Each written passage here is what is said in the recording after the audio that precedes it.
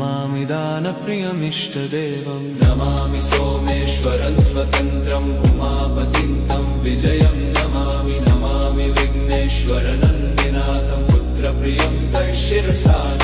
नमामि देवं भवदुःखशोकविनाशनं चन्द्रधरं नमामि